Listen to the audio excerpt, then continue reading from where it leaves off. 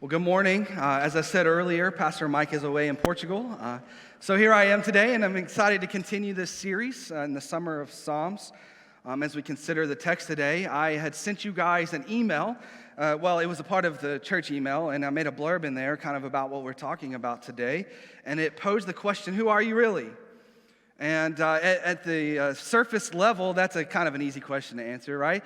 But as we begin to dive deeper, it might actually require a little bit more understanding to know who we really are.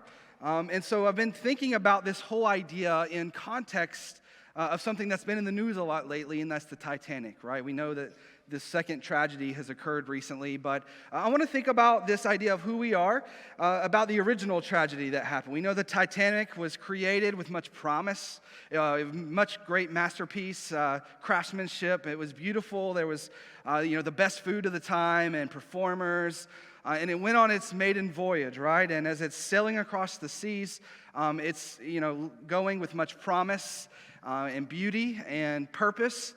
But then we know underneath the waters, something else was occurring, right? And there were some warnings coming in to tell them about these things, and they refused. And what happened ultimately, what was lying beneath was a lot of damage that the ship took that eventually caused it to sink.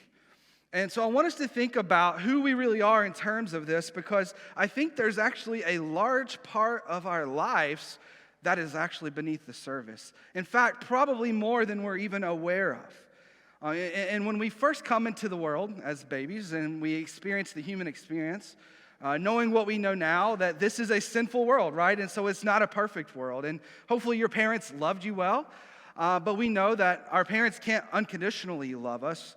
And so every human life grows up with challenges. We face hardships, and we go through stuff that in time can create some insecurities in our lives, right? Some needs. In fact, many of us know what it's like to maybe have like a big goal, a big plan, a 5-year plan for that just to get crashed on, right? For whatever circumstance that caused it. Or maybe you felt like you had to do something to be accepted for who you really are, that you had to be a great student, that you had to be married, or that you had to have kids, or you had to, succeed in your career. And until those things happen, that you don't feel accepted. Or maybe you didn't feel valuable enough because you've been through a divorce, or your parents divorced when you were a kid, and you didn't feel valuable enough for them to stay together. And these are the sorts of emotions, these are the sorts of insecurities in life that we can begin to bury in guilt and in shame. And the problem is we push them down deeply and still alive. They're not dealt with. And so we have this inner part of us, the heart of who we are, where there's some insecurities and things that have never been dealt with, and we're trying to oftentimes mask that and look a certain way, right? So we begin to develop this upper deck, like the Titanic, when the lower deck's really struggling. This inner life and this outer life, this perceived self that everyone else sees, and this protected self that no one truly knows about. And so today, as we discover who we really are in this psalm, and we look at the life of David, I want us to think about what it really looks like to be spiritually and emotionally healthy. And this comes from having an authentic view of who you really are, and to really discover your real self. Now, we know in the last decade there's a big push for this, right? To discover your real self, and all these phrases have come out with getting in touch with yourself. You got to find yourself. You got to be true to yourself, or, my truth. All these sorts of things have come out in society. But as we truly pursue who we really are and understanding that, we have to understand that we can't truly know who we are apart from knowing who God actually is. And we can't actually know ourselves until we really know God. And the problem is if we begin to try to understand who we are without God, we'll become self-absorbed. We'll only care about ourselves. So it's vital that we can understand the difference between a healthy, maturity, spiritual life and the potentially spiritual stunting that can take place if we go on this pursuit without God involved in the mix at all. In fact, a healthy approach to self-awareness can actually liberate us from being consumed about ourselves. Because once we truly understand who we are, we're more free to love others. So what is the key to this healthy self-awareness? Well, it's bound together and centered around the knowledge of who God is. And to know who we really are, we got to know who God is. And if we don't properly know our true nature, our true condition, then we'll never ultimately truly know who God is. In fact, if someone says, hey, I'm the center of the universe, then that person doesn't really know God and doesn't really know themselves. But it's also the opposite. If you say, I'm not valuable, I'm worthless, then you also don't truly know who God is, and you don't truly know the value of yourself. So self-awareness will not turn into this self-consumption if we put God in the picture and we center it around who God is. And this is what we discover in the life of David. I want to explain a little bit of one of David's greatest moments before we read what he wrote here. Because unlike Saul, whose life and leadership was self-destructive, you can put this verse up, 1 Samuel 13:14. We've probably already talked about it this summer, but David is a life whom God refers to as a man after his own heart. 1 Samuel 13:14. And he's the one who stands forever as a model relationship with God and really success in life. And he actually details something more about his integrated life. His younger years, he was tending to the sheep. He was a shepherd. Eventually, that gave him the courage and the strength he needed to rise up and defeat Goliath. But he also had time to reflect on the bigger nature of who God actually was and his relationship with God. He was really this ultimate modern-day man. He was strong, but also sensitive, right? But not just sensitive. He was centered in the knowledge of who God was. And because of this, he was ultimately able to succeed when his moment came, his moment to take on Goliath. Now, I want you to think about this for a moment. He was the youngest of 8 brothers. We don't know how many sisters. So he was roughly 16 to 18 years old, and he had been left at home to watch all of the sheep. And we barely let our 16-year-olds do laundry, you know what I'm saying? And David's watching all of the sheep. And his brothers, they're out in battle. His father's aging. This is a lot of responsibility for someone so young. So then he comes to the battlefield. He brings food and supplies. And then we begin to see what distinguishes David from everyone else, because his relationship with God wasn't something that he could put somewhere in his life and then be a completely different person. When he shows up to this moment, he can't separate his relationship with God and what he's seeing in the world around him. So I want you to think about, as I talk about these points, the emotional strength it took for a 16 to 18-year-old to do what he did. And I think this will help us understand this psalm we're about to read. Think about this. He showed trust in God that no one else was willing to embrace. He was having to beat the social expectations of what other people thought. He saw that Goliath was, mocking his God, and he had to do something about it. And he knew that God would provide, and he showed strength in that. And it was an emotional strength that it took. In fact, his own family was dismissing his potential.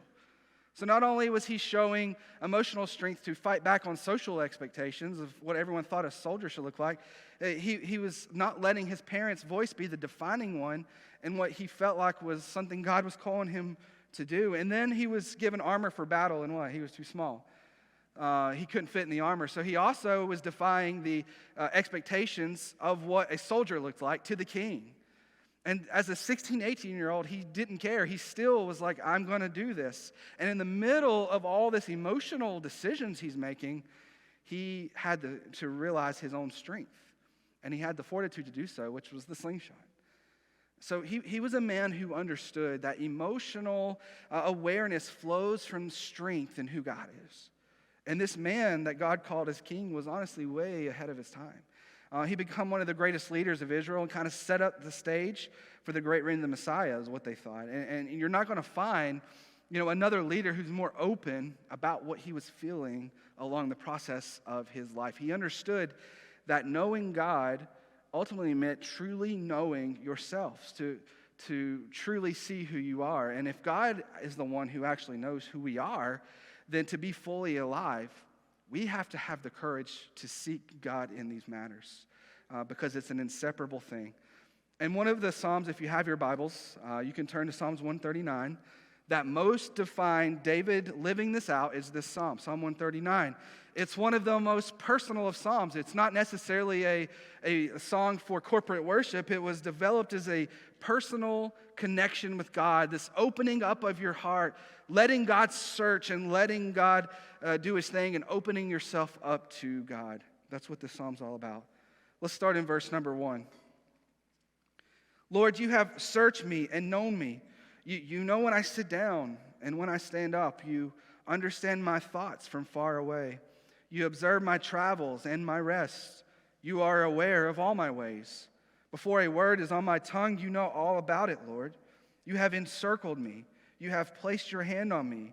This wondrous knowledge is beyond me. It is lofty, and I am unable to reach it. Go down to verse 13. For it was you who created my inward parts, you who knit me together in your mother's womb, and I will praise you, because I have been remarkably and wondrously made. Your works are wondrous, and I know this very well. My bones were not hidden from you when I was made in secret, when I was formed in the depths of the earth. Your eyes saw me when I was formless. All my days were written in your book and planned before a single one of them began. Let's pray. Lord, thank you that you know us so intimately, God. Lord, that you've numbered our days, you've planned our ways, Lord, that there is nothing we can hide from you. You know it all, God. So I pray today that we would have the courage to let you in and reveal things in our life that are maybe holding us back from living these everlasting ways that we're going to talk about. And it's in your name we pray. Amen. You know, such a beautiful recognition and understanding that David is speaking here of how God truly intimately knows us. And one point to be made is we're not defined, in fact, even by our biological parents, but only truly the will of God, who is our ultimate creator. You know, God is the final and ultimate sovereignty over life, right? It's not even our parents or a politician or whatever. It is God who is the sovereignty. And your existence is defined by God because he is your creator, who created you with this desire in you to love your heavenly Father. And so David understands that God knows us far more intimately than we know ourselves. And in the first 6 verses here, he's explaining the wonder and the awe that he is, and this idea that God even knows our thoughts before we even start to think them, and before they can even hit our lips to say them. He already knows us. And it's this overwhelming omniscience that is too powerful for us to even grasp, that our human brain can even understand. But David is grasping that knowing ourselves is not that which begins with some pursuit of our own, where we're trying to figure ourselves out. It truly is something that begins and ends with God. You know, we're in fact the ones who lack the clear understanding to know these deep parts of our life. And so the vital truth that underlines our life is that God created everything, and he understands the truth of our nature. And here's what happens, because as long as if we continue to claim sovereignty over our lives, and we continue to resist God and not let him in, like he's some sort of intruder to our freedoms, then we'll ultimately continue to live a fundamentally false experience in this world. And so David is grasping that to have greater openness is the way to true life. And this is both with God and ourselves. And it's this awareness that leads David to this next posture of prayer. Look down at verse number 23 with me. Search me, God. Know my heart. Test me and know my concerns. See if there is any offensive way in me, and Lord, lead me in the everlasting way. This is a profound prayer that I'm sure you guys have spoken many times. This is something that's been prayed for centuries. It's some key things in here that I think will help us understand who we really are. Number 1 is this: knowing my real self requires the insight of God and other people. You know, heaven began his reflection by grasping how God knows him at the very core. He then concludes the prayer by saying, search me. So why would David say, search me, if he's already said, you know everything about me more than I know about myself? So obviously, if God knew that I wasn't walking in line with him, he would already know that. Well, he's not saying search me so that God would understand something more. He's saying search me because David doesn't even understand why. he's doing what he's doing. And he's asking God to make it known, the things that are hidden from him, the things that are deep within him, that he could not discover without the insights of the divine. And he assumes and makes a presupposition that he cannot even see himself clearly. He assumes that, in fact, he might even be deceiving himself. And I want you to think about this in your own life. Do you think there's a chance that maybe there's something in your life that you're defending or deceiving yourself about that maybe isn't actually true or of God? And if you're raising your hand internally, I just want you to encourage you to take up this prayer that David had and say, Lord, search me, show me. Because the truth is this, we all have blind spots, right? It's like while we're driving a car, we have mirrors and sensors now and cameras and all these things because there's things that are outside of our vision that we can't see without these sorts of devices to help us. Otherwise, we'll crash and get off course, right? And so we need these mirrors and devices. And in life, we need other perspectives to see the things that we're not seeing about ourselves. And David assumed that he actually had some blind spots. But the thing that he does that's so powerful is he actually wanted to know what those were. And I think a lot of times that's not the case for us, right? We don't want to know our blind spots. In fact, we want to try to avoid them and just stay safe and comfortable, right? But if you've lived life any sort of length of time, you understand that if we don't deal with these things, they always surface at some point. And David understood that self-awareness is going to require a larger perspective. It involves the guidance of God and his insights. But these insights can also include the wisdom of other people. I want to throw another verse up, Proverbs 12:15. And it says this, a fool's way is right in his own eyes, but whoever listens to counsel is wise. We're not simply to become what other people tell us, but there are those for which God can bring you a word of encouragement or a word of wisdom. And this is someone who's an ally of yours, right? And David showed us about this in his life. And Samuel came to Saul. Nathan, the prophet, actually confronted David about some sin in his life. And this was a healthy, objective relationship. And that he actually cared about the person. We can learn some things from our enemies from time to time, but we're going to learn a lot more from someone who actually cares about us and who is seeking Christ like we're trying to and is heading the same direction as us. And this is not easy, is it? Why? Because we want to control our appearance, don't we? We want people to think we got it all together, that we're good, and that we're not struggling. This is the kind of things we want to appear to show, but the reality is, as much as we try to protect ourselves from others, we actually long for and need these sort of healthy friendships. We're quick to tell other people, right, where we see a blind spot in their life, but we struggle at times and protect ourselves from hearing these sorts of things. And so we begin to avoid healthy friendships. So I want to ask yourself, who has a reasonable experience of you that could be an ally for you? Someone who cares about you, who can be honest with you, and can, be kind to you in that. And again, not define you, because only God does that, but just open you up to new perspectives. And when I say this, I also don't mean just negative things in your life, because there's been times in even my life where someone says, hey, this is actually one of your strengths. You should use this. And that's why it's so important to have people that may even see things in our life that we're good at that we don't even see. But oftentimes our weaknesses are the opposite of our strengths, right? So we have people who are also able to help us do that, and people who help us see patterns in our lives that may be taking place. And we know that circumstances change. So it's really important that we find people who can be this for us. And in fact, when you look in society, you can see people are always trying to find a group where they belong. Because ultimately, I think we all want to be a part of some sort of community, that we really long to be a part of a group who is about the same things we're about.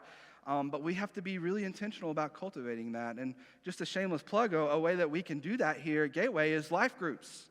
And we're going to be offering even more types of groups for you to plug into this fall and in the near future.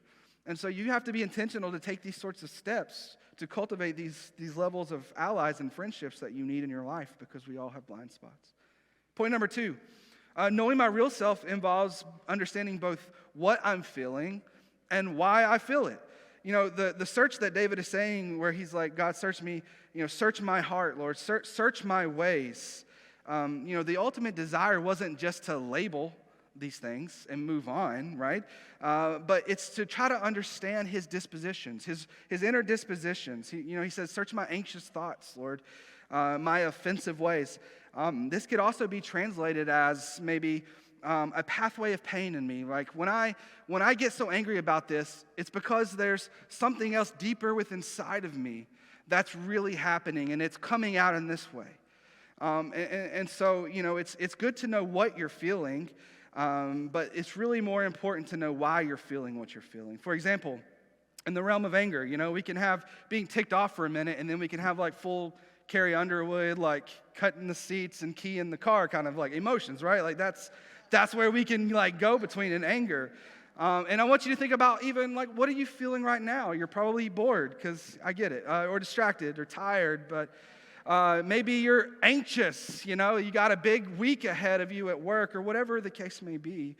But these are symptoms of the heart of things that lie within us. And God, like a good doctor, we can treat the symptoms, right? We can probably do better about being quick to anger, and we can do better about other emotions that we deal with, but that's not all a good doctor does, right? They try to understand what's causing the symptoms. And that's what God wants to do, right? In fact, I want to put this verse on the screen in Genesis. These are some of the first words we hear from God speaking. In Genesis chapter 4, verse 6, and he says this, "Why are you so angry?" the Lord asked Cain. "Why do you look so dejected?" Why are you angry? Why are you sad?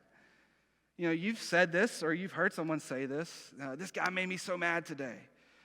But if we really were to sit down and think about why we reacted the way we did, oftentimes it's because they struck a nerve about something else that you've been dealing with or hiding for a long time, right? Usually it reflects a hurt that you've been holding back. And so I strongly urge you to really explore these reasons. Why do you respond the way you do sometimes? And many of these reasons have deep roots. They can go clear back to your childhood, to your teenage years, college years, events that have happened in your life. They can go deep. But as you grow older, it's more important than ever to understand what your actual dispositions are. Because once you understand these things, you can be freer with God and with yourself and with other people.